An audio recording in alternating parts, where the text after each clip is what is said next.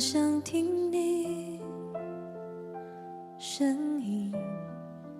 渴望贴近你的心，我在寻找有种平静，在你声音里，我以为我需要一个伟大的经历，你却轻声向我诉说，孩子，我爱你，定睛于你，天父来到你的身边，让我专心聆听，我与你面对面，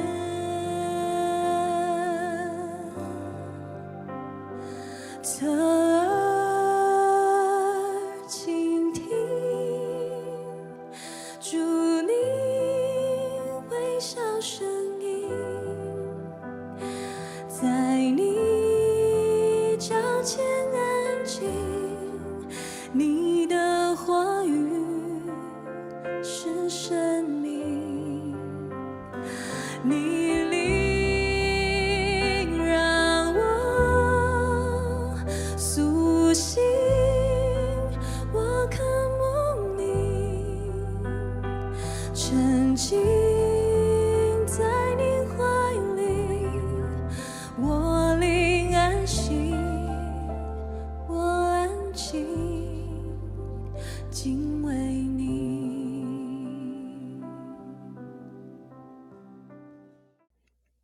大家平安。今天早上我们要一起来读圣经共读的是我们何西阿书第14章的1到9节。那这也是何西阿书的最后一章。在今天的时候呢，我们要来试着读懂上帝的心意。我们平常在读经的时候，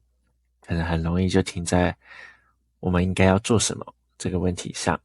但今天呢，我们可以来换一个角度，我们先不急着问我们自己应该要做什么，而是先来问问神在这段话里面想要告诉我们什么，是想告诉我们他是一位怎么样的神，他的心是什么呢？那在何西阿书前面13章几乎都是以色列他们一次又一次的远离神，而神一次又一次的管教他们的过程。来到了第14章，神亲口说出了他的心意，而这是我们今天要一起来读的。那在我们开始一起来读经之前，我们现在做一个简单的祷告。爱我们的父神，我们感谢你，主，我们将我们早上的时间交托到主你手中，我们一同来阅读主你的话语。求主你赐予我们足够的智慧，能够在我们稍后读何西阿书第14章的时候，能够真的来了解主你，来看懂主你的心意，使我们并不是只停留在我们应该做什么，而是我们真的将我们的心交到主你的面前，来更加认识你。求主你祝福以下我们一起读经的时间，还是这样子祷告，奉靠主耶稣基督得胜的名，阿们。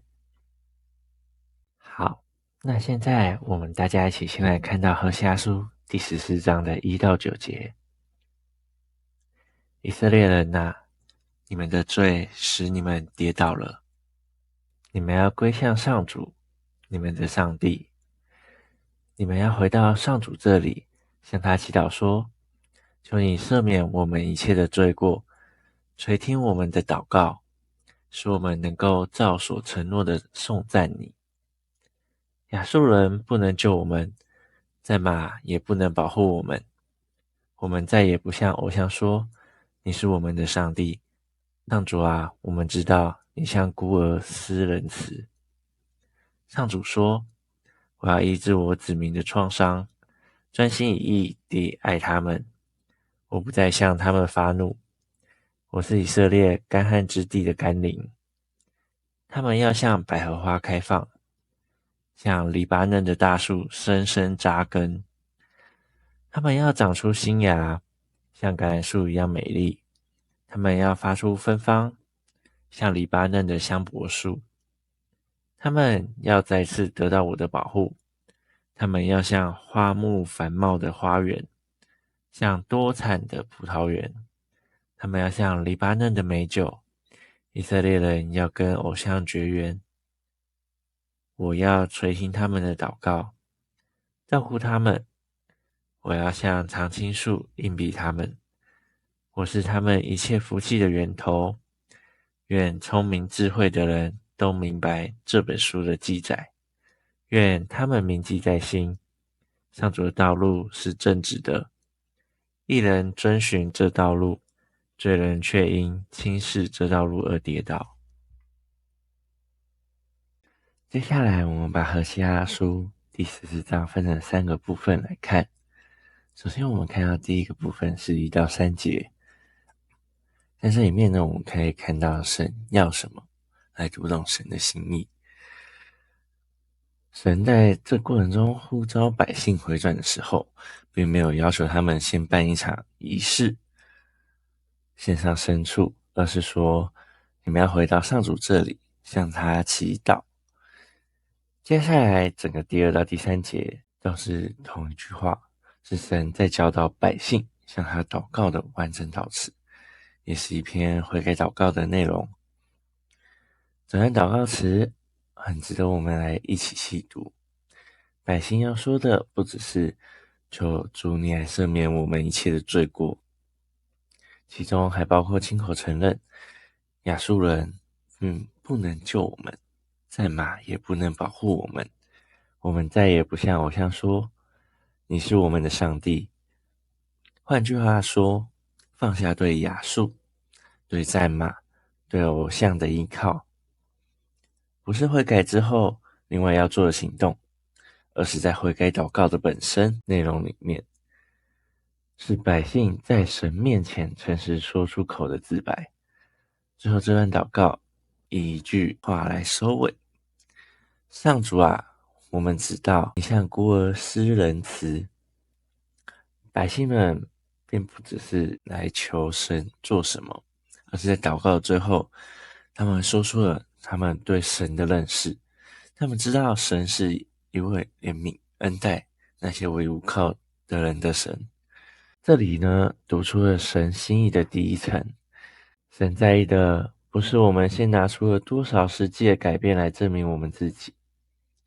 而是我们愿不愿意诚实地把我们心里的依靠、挣扎，能够用祷告的话语来向他说出来，并且在祷告里正确地认出他是谁。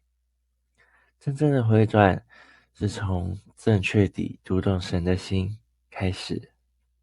那再来第2部分是4到7节，在这里呢，神亲口说出了他的心意，也是这整段经文里面神给出最直接的答案。那从第4节开始呢，说话的人变成了神自己。这几节是整段经文里面神最不加掩饰的来告诉我们他心里面在想什么的一个地方。这里呢，很值得我们一字一句的慢慢的来读。我要医治我子民的创伤，专心一意地爱他们，我不再向他们发怒。这里呢，有一个词值得特别注意，专心一意。在百姓过去的问题里面，这是心不专一，一下依靠了亚述，一下拜偶像，但神对他们的爱却是专心一意，始终如一的。这是一个很动人的对比。我们即使对神三心二意的，神却一直以来都对我们一心一意。接下来神用了一连串丰盛的一个图像，像是甘霖、百合花、黎巴嫩的大树、橄榄树、香柏树、花木繁茂的花园、多产的葡萄园、美酒等等来描述他要四下的恢复。如果神的心意只是不再生气，勉强的来接纳，那他大可就此打住。但神他选择用这么多美好有具体的画面去描述，读出了神心意里面更深的一层。他要的并不只是我们的关系恢复到了没事这样子最低的一个标准，而是希望百姓们的生命是能够真正丰盛，扎实地重新长出来。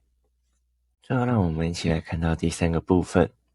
在第8节说，以色列人要跟偶像绝缘，我要垂听他们祷告，照顾他们，我要像常青树荫庇他们，我是他们一切福气的源头。如果我们回头看第2节，百姓曾经祈求了，垂听我们的祷告，但我这里神则亲口回应，我要垂听他们的祷告。这是一句很容易被忽略却非常漂亮的一个呼应，百姓的祈求神都听见了，也亲口应允了。这提醒我们，读懂神的心意，有时候需要把经文前后对照着读，我们才可以看见神其实早已悄悄地回应了我们祷告。最后在第9节中说到，愿聪明智慧的人都明白这本书的记载，愿他们铭记在心上。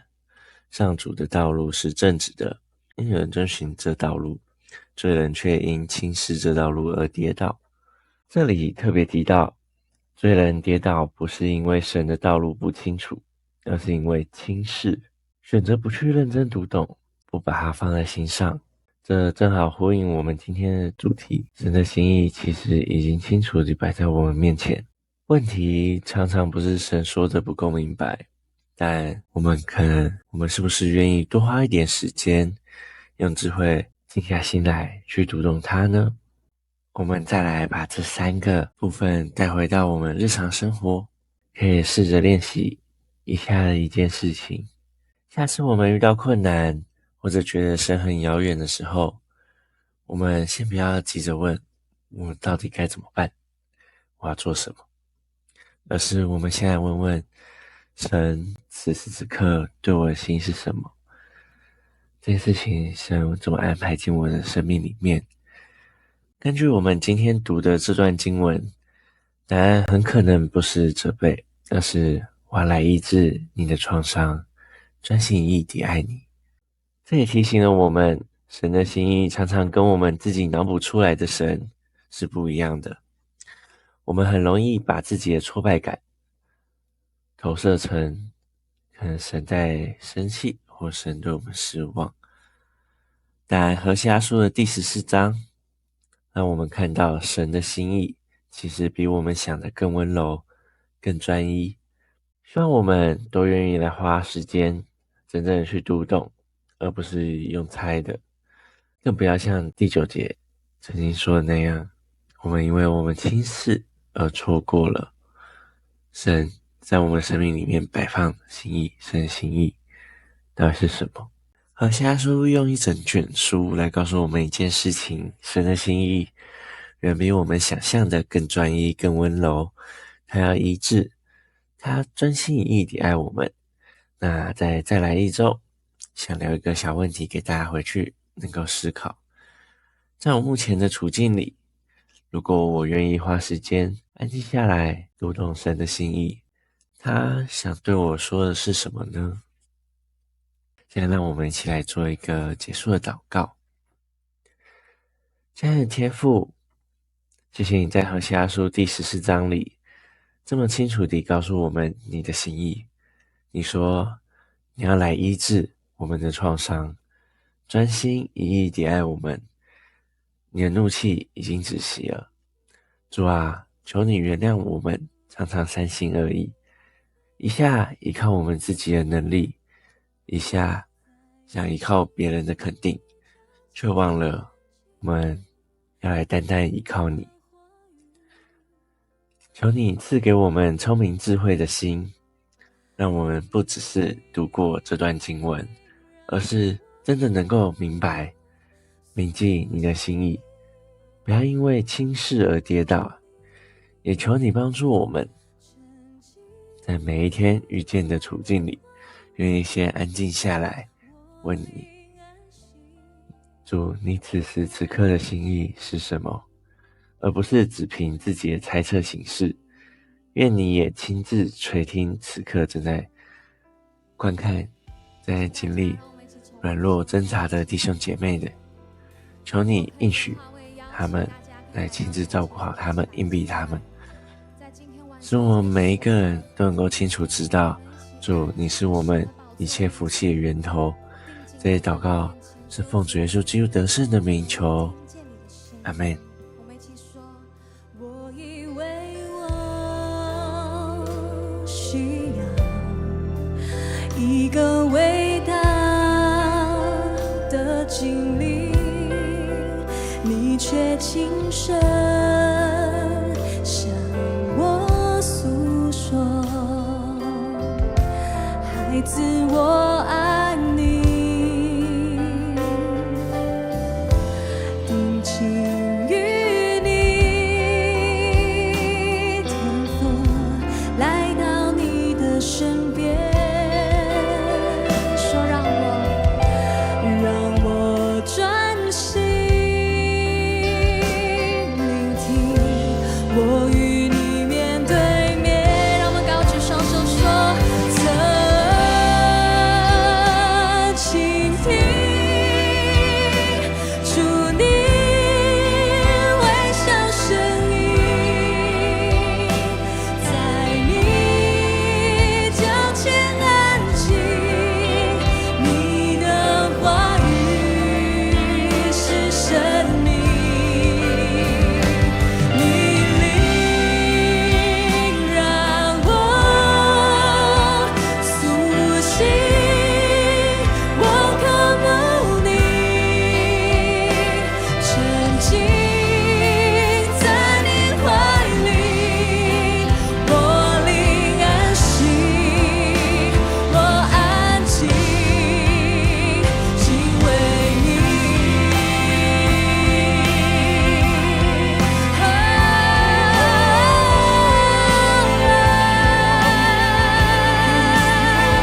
主来到你的面前，主向你祷告，主在今天晚上这个时刻，就让我们能够单单的专注在你的面前，就让我能够听见你的声音，就让我能够听见主你要对我说什么，主我的心渴慕你，主我的灵安静在你的面前，就让我的眼目能够单单注视在你的宝座面前，让我们继续高举双手，降服在神的宝座面前来敬拜他，渴慕他，说主今天晚上要来经历你，让我们一起来说，倾听主你微笑声音，在你脚前安静，你的话语是生命，让我们来说，你灵让我苏醒，我渴慕你，沉浸在你怀里，我灵安息，我安静，敬畏你。让我们来说，侧倾听主你微笑声音，在